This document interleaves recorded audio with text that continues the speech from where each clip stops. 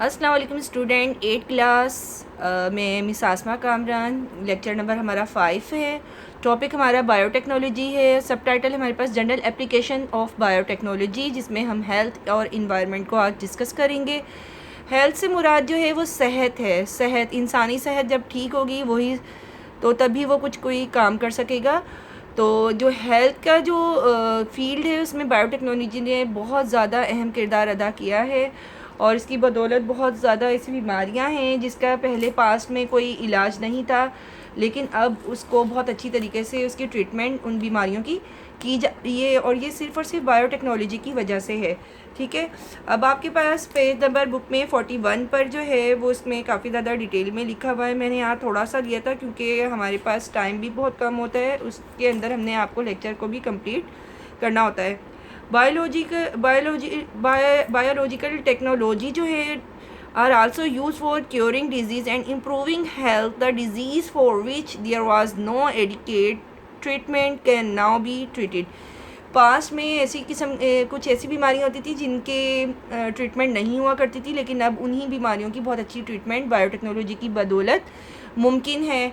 Okay, और it is due to using biotechnology techniques. सबसे पहले इसमें हम क्या करते हैं, आइडेंटिफिकेशन हो जाती है बीमारी की और उसकी जड़ों को तलाश किया जाता है कि बीमारी किस वजह से हो रही है। फर्स्ट सही है कि बीमारी की जड़ क्या है। फिर production of medicine for fighting against disease, और किस किस्म की मेडिसिन दी जाएंगी उस बीमारी को दूर करने के लिए जो कि बीमारी के ख़िलाफ़ अच्छी साबित हो सकें, करामत साबित हो सके। Curing corrections of genetic defects etc. इसके अलावा जेनेटिकली कोई जो डिफेक्ट्स हैं वो तो नहीं है पेशेंट को कि वो इनहेरिटेंस में उसको कोई बीमारी मिल रही है, यानी कि वालिदैन से बच्चों में जो ट्रांसफ़र हो रही है, ये भी बायोटेक्नोलॉजी की बदौलत मुमकिन हो गया है कि पहले से ही बंदा इसको जान लेता है। Are the major roles of this biotechnology. अब बच्चों बायोटेक्नोलॉजी को मैं यहाँ पे B.T कैपिटल से डिनोट कर रही हूँ, बार बार इतना लंबा वर्ड नहीं लिख रही बोर्ड पे। ओके,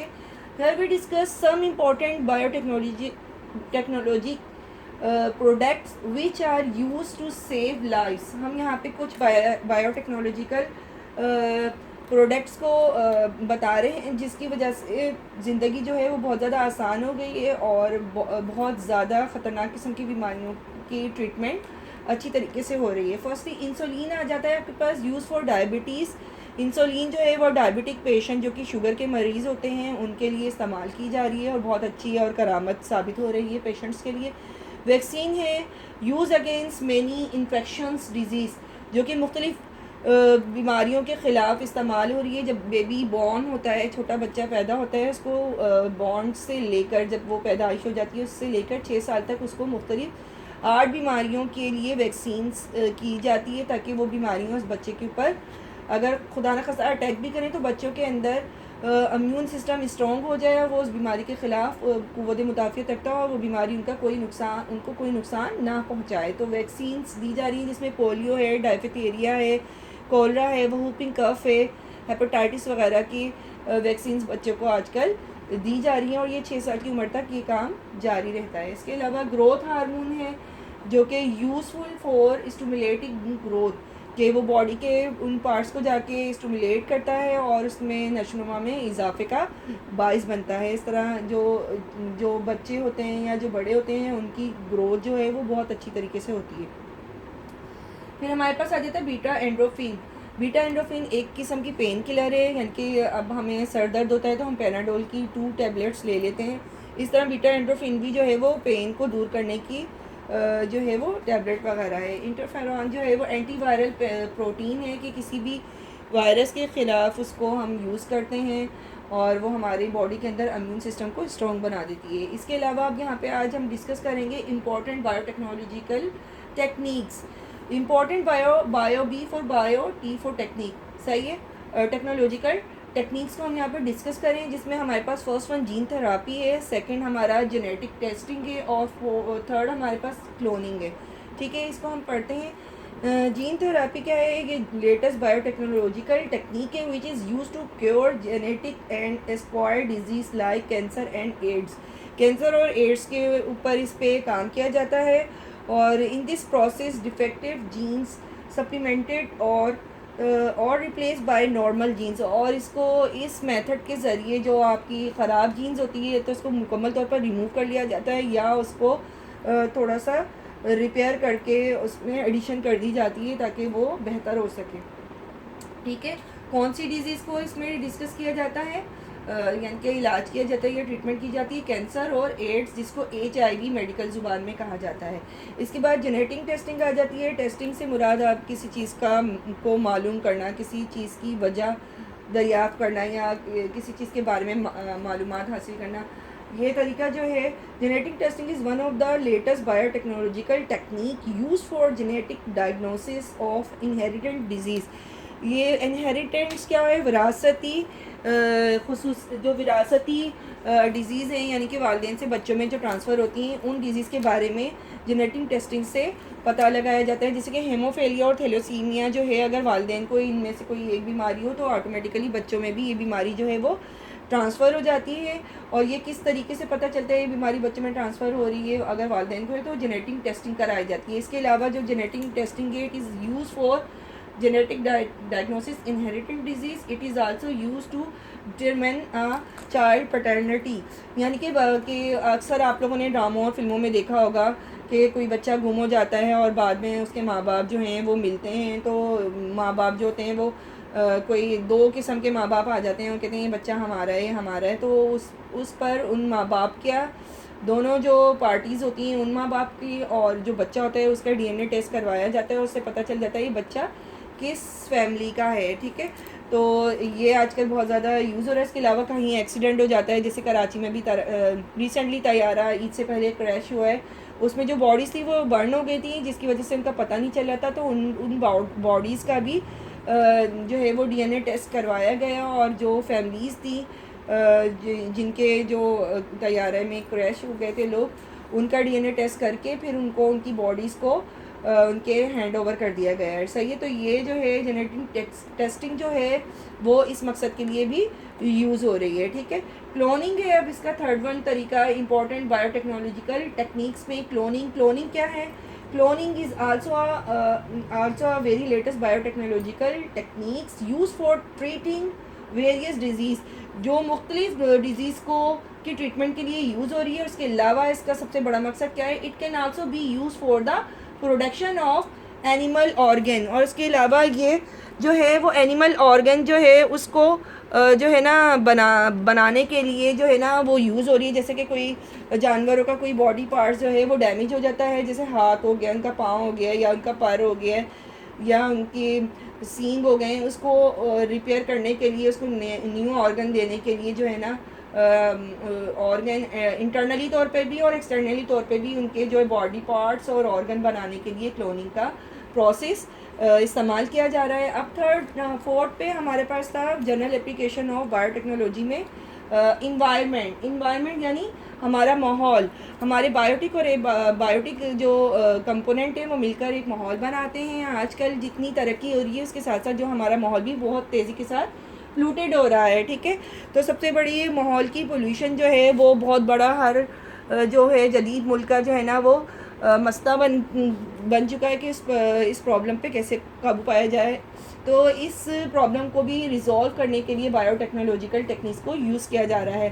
सबसे पहले हम पढ़ते हैं इन्वायरमेंट में क्या है। Environmental problems like pollution, degradation of land and sewage water ETC are resolve by using biotechnology. यानी कि इन्वायरमेंट में जितनी भी किस्म की पोल्यूशंस हैं उसको दूर करने के लिए, जैसे एयर पोल्यूशन है, वाटर पोल्यूशन है, लैंड पोल्यूशन है, इन सब को दूर करने के लिए जो है ना वो क्या किया जा रहा है, बायोटेक्नोलॉजी को यूज़ किया जा रहा है। इसके अलावा क्या है हमारे पास के इसके अलावा जो गटरों का गंदा मवाद है, फ्लेट कूड़ा, उसका जो गंदा होता है, उसका गंदा पानी जो है उसको, और माहौल में ये डिग्रेडेशन जो है लैंड की के जंगल को काट के वहाँ पे रिहायशी मंसूबा बना दिया और उसमें से जो उसका जो पूरा इकोसिस्टम है वो तबाह हो गया, उसको ठीक करने के लिए हम जो है बायोटेक्नोलॉजिकल टेक्निक्स को यूज़ कर रहे हैं। सही है, इसमें सबसे पहले हम माइक्रो ऑर्गेनिज़म को यूज़ कर रहे हैं जो कि GM बैक्टीरिया यानी जेनेटिकली मॉडिफाइड बैक्टीरिया को इस्तेमाल किया जा रहा है to treat sewage and refuse, कि गटरों और कूड़े करकट को साफ़ करने के लिए जो है वो micro organism genetically modified bacteria को इस्तेमाल किया जा रहा है। गटरों के पानी को भी जो है दोबारा से रिसाइकिल कर लिया जाता है और ऐसी फैक्ट्रियों को दिया जाता है जैसे जहाँ पे गाड़ियाँ धुल रही हैं, गाड़ियों के ऊपर कलर हो रहा है या गत्ते बन रहे हैं, डब्बे बन रहे हैं, तो उस पानी से वो लोग जो है ना जो रिसाइकिल हुआ पानी होता है उसको वो अपनी फैक्ट्रियों में यूज़ कर लेते हैं, ठीक है, साफ़ पानी यूज़ करने के बजाय, ठीक। फिर यहाँ पे माइक्रोब्स आ जाते हैं जो कि एक किस्म के जरासीम होते हैं, वो भी आजकल जेनेटिकली यानी कि बायोटेक्नोलॉजिकल टेक्निक्स में यूज़ हो रहे हैं। Are use as a bio pesticides, bio fertilizer and bio sensor ETC। अब जब फसलें उगाई जाती हैं तो उसके साथ जैसे गंदम की फसल उगा रहे हैं तो उसके साथ मुख्तलिफ जड़ी बूटियाँ उग जाती हैं, तो उसको मारने के लिए बायो पेस्टिसाइड के तौर पर इसको यूज़ किया जा रहा है कि वो जो है वो असल फसल को नुकसान ना पहुंचाए, जिसमें कीड़े मकोड़े आ जाते हैं, जड़ी बूटियाँ आ जाती हैं। और जड़ी बूटियों को तो हर्बिसाइड कहते हैं, वैसे पेस्टिसाइड यहाँ पे कीड़े मकोड़ों के लिए हम यूज़ कर रहे हैं, तो उसको मारने के लिए माइक्रोब्स यूज़ किया जा रहा है। बायो फर्टिलाइज़र ज़मीन की ज़रख़ेज़ी को बढ़ाने के लिए, फर्टिलाइज़र मीन्स होता है खाद, तो इस किस्म के बायो फर्टिलाइज़र यूज़ हो रहे हैं जो कि असल फसल को नुकसान पहुँचाए बगैर फसल की पैदावार में इजाफ़ा करते हैं, ज़मीन की ज़रख़ेज़ी में इजाफ़ा करते हैं, ताकि वहाँ पे कोई भी फसल या कोई भी वेजिटेबल या फ्रूट्स उगाया जा रहा है तो वो अच्छी तरीके से अपनी नशोनुमा पाए और बेहतर पैदावार दे। बायो सेंसर क्या है? इस किस्म के पौधे, फसलें वगैरह ईजाद कर ली गई हैं जो कि जो है आलूदगी का पता देती हैं। अमेरिका में भी कुछ इस किस्म के दरख्त या पौधे बनाए गए हैं और उनसे वो दरख्त बन जाते हैं, पौधे जो बड़े होकर दरख्त बन जाते हैं, आप सबको पता ही है इस बात का। तो वो दरियाओं, नदी नालों और समंदर के किनारे लगाए जाते हैं, जिससे उनके स्टेम यानी उनके तनों का कलर चेंज हो जाता है। जब वहाँ एक हद से ज़्यादा पोल्यूशन हो जाती है तो उनके तनों और टहनियों, ब्रांचेस जो हैं और स्टेम वगैरह, उसका कलर चेंज हो जाता है, जिससे उनको पता चल जाता है कि यहाँ पर जो है वो आलूदगी एक हद से ज़्यादा हो गई है और इसको अब कंट्रोल करना है, ठीक है। तो बायो सेंसर इस तौर पे यूज़ होते हैं यहाँ पे। अब हम थोड़ा सा बात कर लेते हैं कि फूड एडिटिव में भी बायोटेक्नोलॉजी ने बहुत किरदार अदा किया है।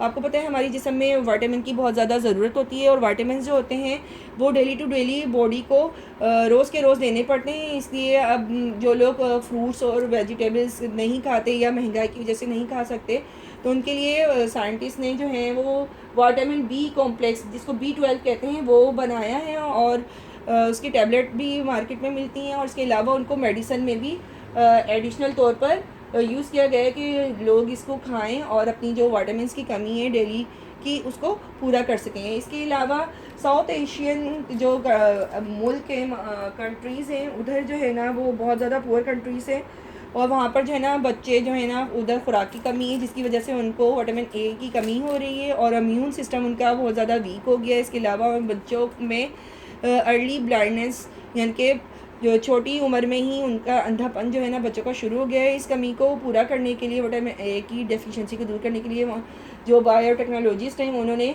गोल्डन राइस बनाए हैं, जेनेटिकली मॉडिफाइड गोल्डन राइस। उसमें उन्होंने विटामिन A की कमी को पूरा करने की कोशिश की। इसके अलावा अर्ली ब्लाइंडनेस और वीक इम्यून सिस्टम पर भी इस तरीके से काबू पाया जा रहा है। अब पाकिस्तान में जो बच्चे हैं उनमें बहुत ज़्यादा आयरन की कमी है और पाकिस्तानी साइंटिस्ट जो हैं इस कमी को पूरा करने के लिए उन्होंने वीट यानी गंदम के अंदर आयरन के ऐसे जीन्स डाले हैं कि जिसकी वजह से बच्चों में आयरन की कमी को पूरा किया जा सके। क्योंकि हमारे मुल्क में सबसे ज़्यादा गंदम खाई जाती है, रोटी, bread, pizza, shawarma, paratha role, मुख्तलिफ तरीक़ों से जो है वो जो आटा है वो यूज़ हो रहा है। तो इसलिए इन्होंने गंदम के अंदर आयरन वाले जीन्स डाल दिए हैं ताकि बच्चे जब उसको खाएं तो उनकी आयरन की कमी को ओवरकम कर लें, ठीक है। तो deficiency of iron is overcome to produce higher proportion of iron in the flour. कि वीट के अंदर जब आयरन होगी, गंदम के अंदर आयरन डाली जाएगी तो उससे आटा बनेगा, तो आटे के अंदर आयरन की जो है वो एक ख़ास मिक़दार मौजूद होगी जो कि बच्चे को उसकी एज के हिसाब से चाहिए। तो इस कमी को पूरा करने की कोशिश की जा रही है पाकिस्तान में भी। बच्चों, आज हमारा 3rd यूनिट जो है वो कंप्लीट हो गया है, जो कि बायोटेक्नोलॉजी था जिसका टॉपिक, और इसके शॉर्ट क्वेश्चन आपके पास अवेलेबल हैं नोट्स फॉर्म में। तो आप इसके शॉर्ट क्वेश्चन भी याद करें, इसकी ऑब्जेक्टिव याद करें और इसके लॉन्ग क्वेश्चन को भी बहुत अच्छी तरीके से याद करें, क्योंकि ये चैप्टर बहुत ज़्यादा अहम है। जिन बच्चों ने साइंस रखनी है आगे 9th क्लास में या ना भी रखनी है साइंस, तो वो भी आगे जाके इसको मज़ीद डिटेल में 9th क्लास में पढ़ेंगे। उम्मीद है बच्चों आपको ये लेक्चर मेरा अंडरस्टैंड हो गया होगा। ओके, अल्लाह हाफिज़।